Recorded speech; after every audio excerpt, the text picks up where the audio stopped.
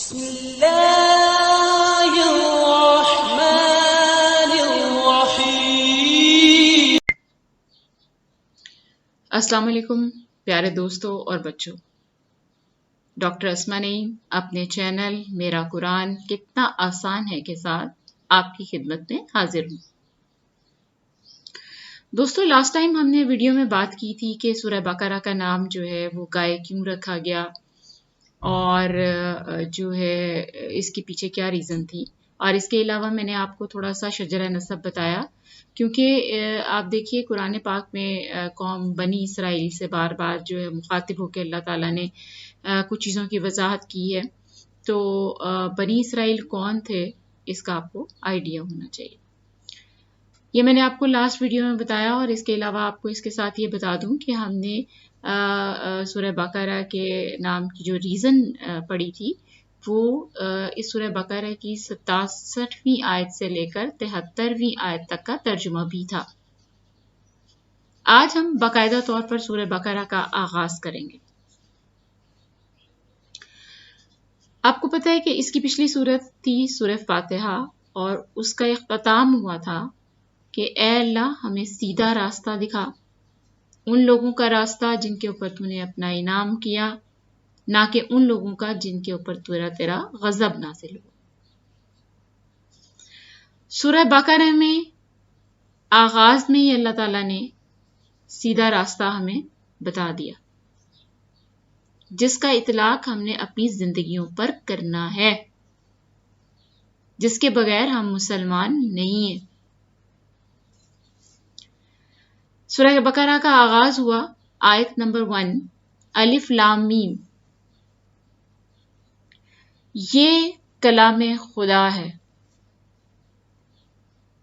یہ سچا ہے، مطلب اسے حضور پاک صلی اللہ علیہ وسلم نے خود نہیں لکھا، یہ اللہ تعالیٰ نے حضور پاک صلی اللہ علیہ وسلم پر نازل کیا، اور ساتھ ہی بتایا کہ اس میں ہدایت ہے ان لوگوں کے لیے، اس میں ہدایت ہے ان لوگوں کے لیے جو بغیر دیکھے اللہ تعالیٰ پر ایمان لائے، جنہوں نے نماز قائم کی، جنہوں نے اپنے مال میں سے خرچ کیا، جو قرآن پاک اور باقی تمام کتابوں پر ایمان لائے، آخرت کے دن کے اوپر یقین کر رکھتے ہیں، وہ سیدھے راستے پر ہیں، فلاح پانے والے ہیں۔ تو دوستو، سورہ بقرہ میں شروع میں ہی اللہ تعالیٰ نے ہمیں سیدھے راستے کے بارے میں بتا دیا، جس کی دعا ہم نے سورہ فاتحہ میں اللہ تعالیٰ سے کی تھی۔ جب قرآن پاک نازل ہوا تو اس کے بعد لوگوں کے 3 گروپ بن گئے۔ ایک گروپ وہ تھا جو حضور پاک صلی اللہ علیہ وسلم کی بتائی ہوئی باتوں پر ایمان لائے، انہوں نے مانا کہ اللہ ایک ہے اور اسی کی عبادت کرنی ہے، وہ تو فلاح پا گئے۔ دوسرا گروہ وہ تھا جنہوں نے بالکل ہی اس کتاب کا، اس ہدایت کا انکار کیا اور اس کو تسلیم نہیں کیا، تو اللہ تعالیٰ نے بھی پھر ان کے دلوں اور کانوں پر مہر لگا دی۔ یہ بہت سخت بات ہے، دلوں اور کانوں پر مہر لگنے کا مطلب ہے کہ سننے اور جاننے کے باوجود اس چیز کو تسلیم نہ کرنا، اور وہ شدید عذاب میں مبتلا ہوں گے۔ تیسرا گروہ وہ تھا جو مسلمانوں کے منہ پر یہ کہتا تھا کہ آپ ٹھیک کہہ رہے ہیں، یہ اللہ کی کتاب ہے اور ہم اس پر ایمان لاتے ہیں، لیکن جب وہ اپنے دوستوں میں جاتے تو وہ کہتے ہیں ہم کوئی بے وقوف ہیں ان لوگوں کی طرح جو ایمان لائیں، ہم تو ان کے ساتھ مذاق کر رہے تھے۔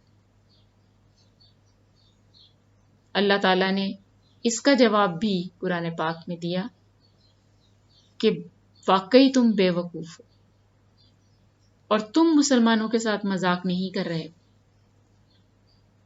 بلکہ اللہ تعالیٰ تمہارے ساتھ مذاق کر رہے ہیں.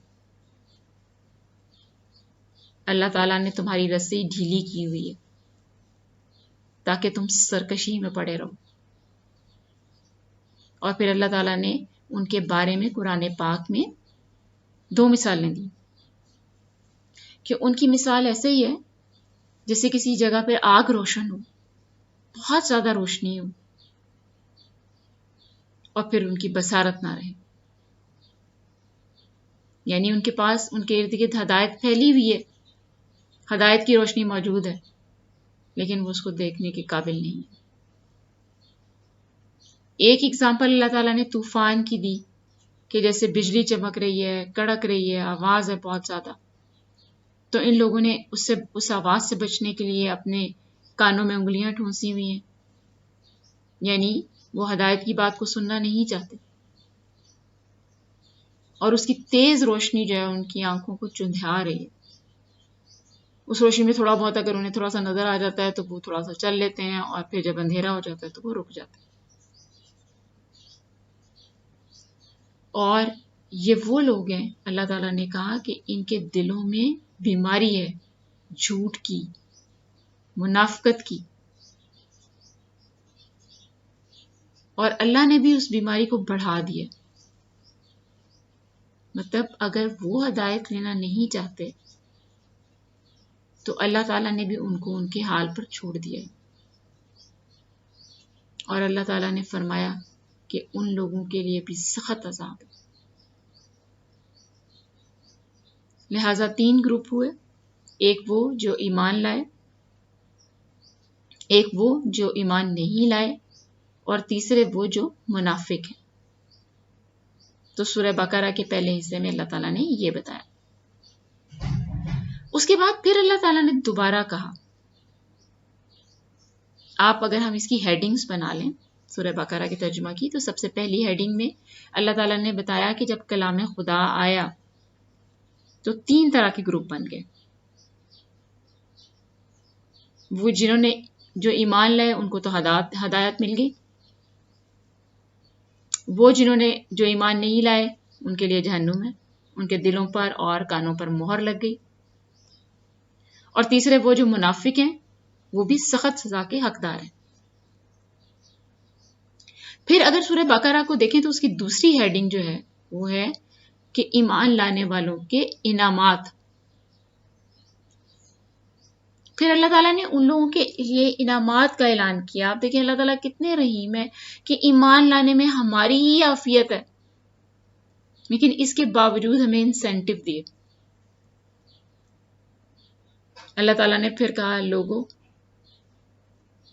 اپنے رب پر ایمان لاؤ جس نے تمہیں اور تم سے پہلے آنے والے لوگوں کو پیدا کیا، پھر ہی تم فلاح کی توقع رکھ سکتے ہو. یعنی پھر ہی تم میری رحمت اور مہربانی کے حقدار ٹھہرو گے.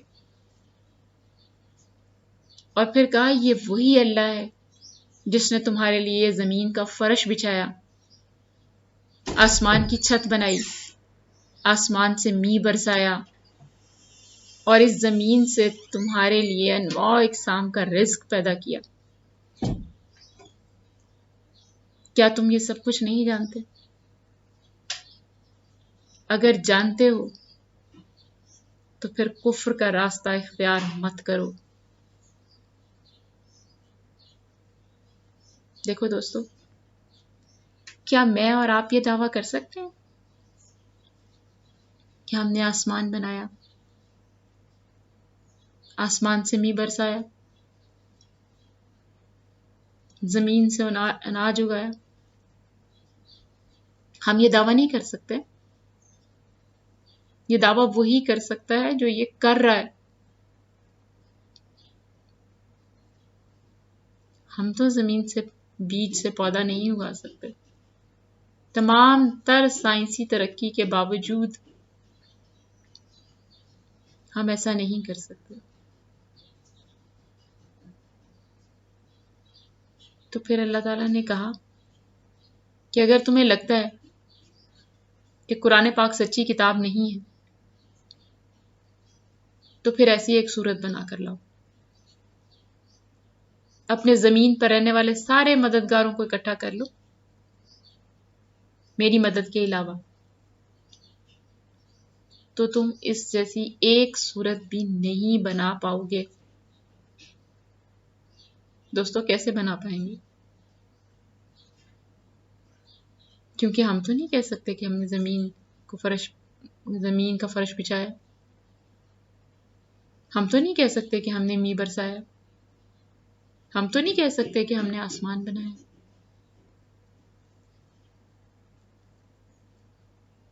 تو اللہ تعالیٰ نے کہا کہ جو میری کتاب پر ایمان لاتے ہیں، جو اس کو سچ سمجھتے ہیں، ان کے لیے بے تحاشا انعامات ہیں۔ جی دوستو، کس انعام کی بات ہو رہی ہے ہدایت والوں کے لیے؟ اللہ تعالیٰ نے قرآن پاک میں فرمایا، اے پیغمبر حضرت محمد صلی اللہ علیہ وسلم، جو لوگ اس کتاب پر ایمان لے آئیں اور اپنے عمل درست کر لیں تو ان کو خوشخبری سنا دیجئے کہ ان کے لیے باغات ہیں اور ان باغات کے نیچے نہریں بہہ رہی ہیں اور ان کے لیے اس کے اندر پاکیزہ بیویاں ہیں اور وہ وہاں پر ہمیشہ رہیں گے۔ آج ہم یہاں تک سورہ بقرہ کا ترجمہ کریں گے۔ تھوڑا سا دوبارہ جلدی سے آپ کے ساتھ آپ کو ریوائز کروا دوں کہ ہم نے کیا بات کی اس ویڈیو میں۔ ہم نے کہا کہ یہ کلام خدا ہے، سچا ہے، جو لوگ اس پر ایمان لائے وہ ہدایت کے راستے پر ہیں، جو اس پر ایمان لائے، اللہ پر ایمان لائے، نمازیں قائم کی، اپنے مال میں سے خرچ کیا اور جو آخرت پہ یقین رکھتے ہیں وہ فلاح پائیں گے۔ جن لوگوں نے اس کا انکار کیا یا جنہوں نے منافقت اختیار کی وہ لوگ جہنمی ہیں، جب تک کہ وہ اللہ پر اور اس کی کتابوں پر ایمان نہ لے آئیں، اس کے نبی صلی اللہ علیہ وسلم پر ایمان نہ لے آئیں۔ اس کے علاوہ ہم نے بات کی تھی کہ اللہ تعالیٰ نے ہدایت والوں کے لیے انعامات جو ہیں ان کا اعلان کیا۔ آگے بھی ہم قرآن پاک میں دیکھیں گے کہ اللہ تعالیٰ نے جگہ جگہ بہت زیادہ انعامات کا آپ کے لیے کہ ذکر کیا ان لوگوں کے لیے جو کہ صحیح راستے پہ ہیں۔